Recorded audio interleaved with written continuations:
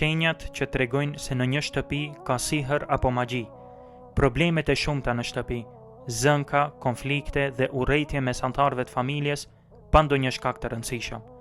Kur hyn në shtëpi, të rëndohet frymarrja dhe ndjen ngushtim në gjoks, ndërsa kur del jashtë shtëpisë, e ndjen veten mirë, rahat dhe të qetë. Dëshira për të qëndruar i vetëm në dhomë, duke mos dashur qëndrimin me anëtarët e tjerë të familjes.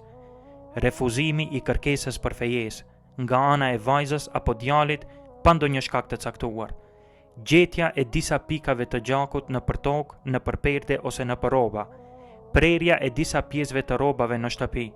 Nuhatja e erës së keqe në shtëpi. Humbja e gjërave në shtëpi. Ndjenja se dikush është duke ecur pas teje dhe i dëgjon hapat e tua. Gjatë natës ndëgjon zëra ose trokitje të dyerve.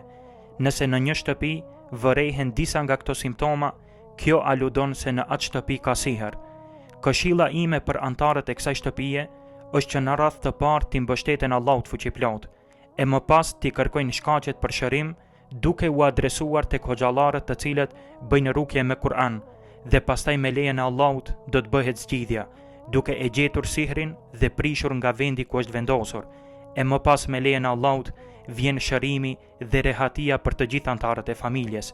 E lutim Allahun që t'i mbrojë dhe t'i ruaj muslimanët kudo që janë.